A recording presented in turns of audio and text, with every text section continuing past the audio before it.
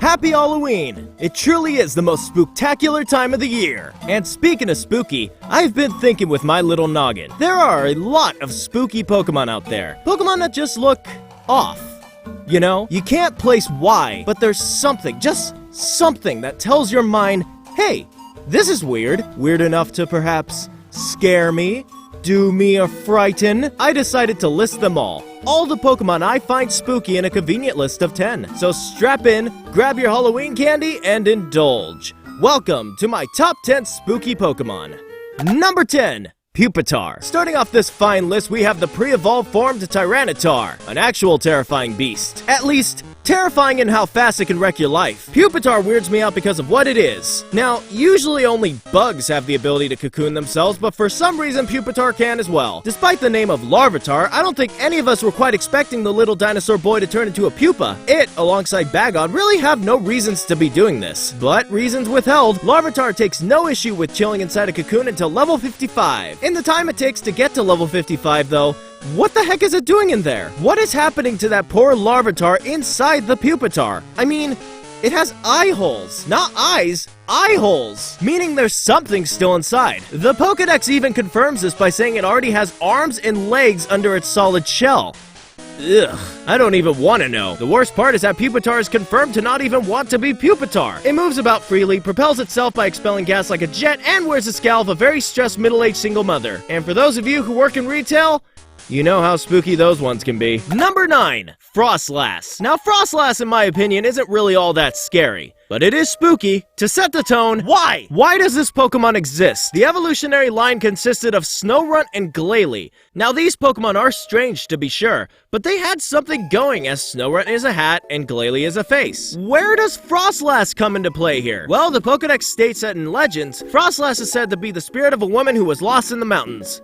Was this woman also a baseball cap in her previous life? Seriously, I don't get this Pokemon. It's honestly the most spooky part about it. More spookier than it being a ghost, and also spookier than it freezing male hikers that it finds handsome to take them back to her home. That is confirmed, I swear. Blame Glalie for having a weird monster face, but at least it has a reason to exist. Now I'm too scared to even wear my hat if it's cold outside. Number 8. Gorebyss. You ever see that suspicious person that shows up to your neighbor's house? Like, you know your neighbor. They're either single or married or have kids or whatever. You know the routine and who should be there. But then sometimes there's that one person who just kinda shows up, opens the door, and goes in.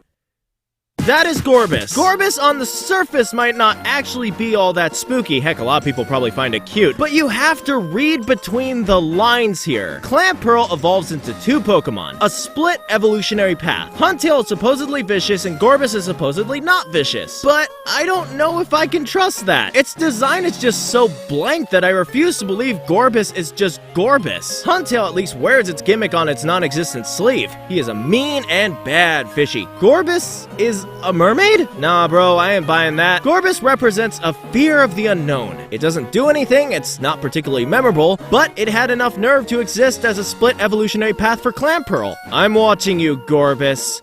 I'm watching you. Also, why are you wearing shells on your chest? You're a fish! Number 7. Diggersby. Spooky may attest to a great many things. Many variables can be considered eerie in this world.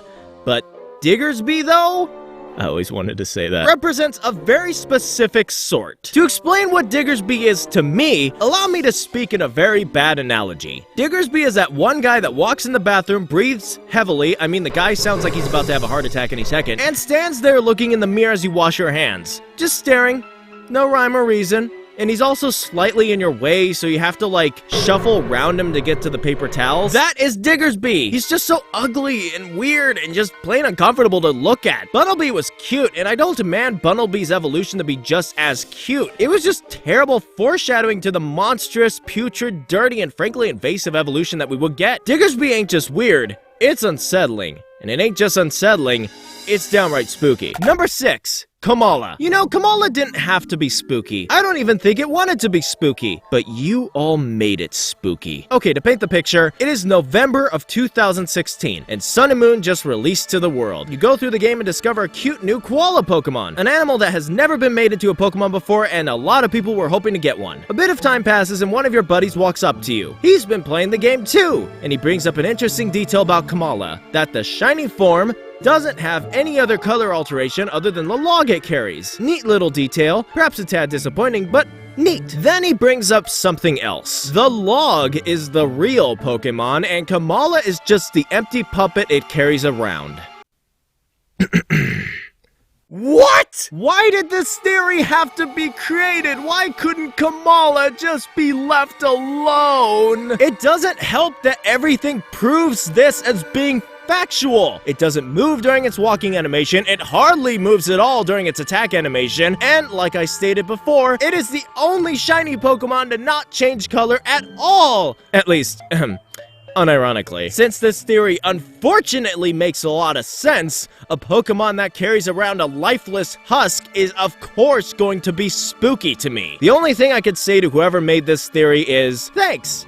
I hate it. Number 5, Uxie. The 3 Lake Guardians by themselves aren't spooky. In fact, they're kinda cute. Although their one friend is weird. That is Uxie. Mesprit and Azelf are known as the beings of willpower and emotion, having taught humanity determination and how to express complicated feelings. Almost like glorified life coaches. Uxie led to the creation of knowledge. Like, knowledge as in reasoning, or knowledge as in I just know things. Either way, seems pretty intense compared to the other two, at least in my opinion. What makes Uxie spooky though, is its delivery of that knowledge. Now, we don't know how it happens, but if Uxie deems to give you a passing glance, it wipes your memory. That escalated quickly. It is said that its emergence gave humans the intelligence to improve their quality of life. But I guess if Uxie feels antsy that day, it will make sure your life never becomes better quality. That is sinister. That is spooky. So be thankful for its existence, but don't try to meet it in person or you will turn into a subpar Indiana Jones movie. Number 4, Omastar. Omastar. Boy, did I ever think you were freaky when I was a kid. To show what I mean, look at Ammonite. Aww. Now look at Omastar. Pretty mild change, right? Just look at it. Spikes on its shell, its eyes are horrifying, and its teeth aren't even teeth. They look like something you would use to sharpen your pencil. Omastar is spooky. That being said, not as spooky as it was when I was a kid, because as fate would have it, the internet graced me with this. This unofficial sprite actually fooled me into thinking it was legit. From that moment, I knew there was nothing to be spooked by. Because of that, I ironically threw this Pokemon onto my competitive team. Then, I had really good luck in people not being ready for a Shell Smash sweep. I grew to love Omastar, and now it's one of my favorite Pokemon. I know that was a bit off subject, but the point I'm trying to make here is that my younger self would have put Omastar as number 1, easily. But now, I know better. Omastar was made to battle, but it was born to dance. Number 3, Mawile. It took me a while to confirm if Mawile is indeed spooky. You might say it took a Mawile.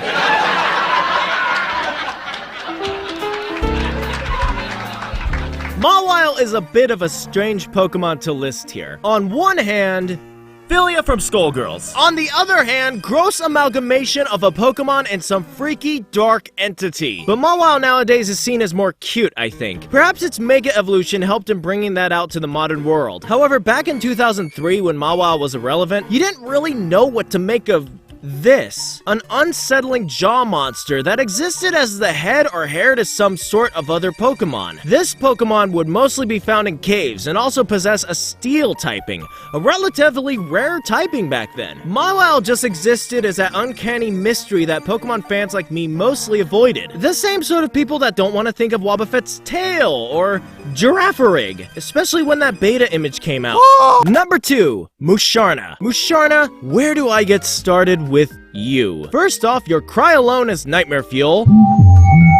And your design is something I never want to see from a Pokemon. I think that's all there really is to explaining why Musharna is creepy. It just is. There aren't a lot of reasons going against Musharna here, it's just genuinely weird. Muna wasn't spooky, not at all, but for some reason Musharna just legitimately gives me the shivers whenever I see it in game. Whether intentional or unintentional, that is Musharna to me, plain and simple. Maybe if they weren't to make Musharna spooky, they'd do a couple of different things with its design. For example, maybe if it opened its eyes, it wouldn't seem so melancholic and dreamlike. Don't ever open your eyes again, please. Number 1. Genesect. What is spookier than a bug? How about a bug that can kill you? Seriously, that was my thought process upon hearing about Genesect, a murderous mutated bug that wants to end lives. My brain instantly linked the words genocide and insect when hearing its name. However, this was later confirmed to be a link between the words genetic and insect. But I'd be lying when I say I still don't think of genocide when I hear its name. Genesect has a lot more going for it for being spooky though. How about its design for one? The spookiest thing is that no one can really get a grip on what this thing is. The most popular theory being that it is a modified Kabutops, which makes the most sense, honestly. This would mean, basically, that Team Plasma saw a Kabutops, you know, the Pokemon with literal size for hands that drinks the bodily fluids of its prey, and thought, you know, that's pretty hardcore. But can it be more hardcore? So they amplified it with a steel exoskeleton, gave it the power of the Hasbro Transformer, and installed a cannon on its back that lets it shoot laser beams. Not gonna lie, that's pretty dang metal. That'd be enough to constitute a frighten. But there's one thing, one final thing that sets Genesect above the rest. In the movie Genesect and the Legend Awaken, a group of Genesect can be seen invading New Torque City. Strange considering it is Unova, I don't get why they just don't use Castelia City, and they have interesting voices. I'm going home. Why does it have the voice of my 6-year-old cousin? Especially when you see its design versus its voice. It's honestly the spookiest part about it to me. Ever since the movie, I just can't see Genesect without thinking of that weird kid voice. It used to be, but now it's... Yes, I must. Why? Thank you for donating a view to this video, which I will gladly stuff into the Trico Bro box of views. Hopefully it was a good view. If it wasn't a good view, I'm going to need you to dislike this video. We don't want people getting the wrong idea about a spooky video on Halloween.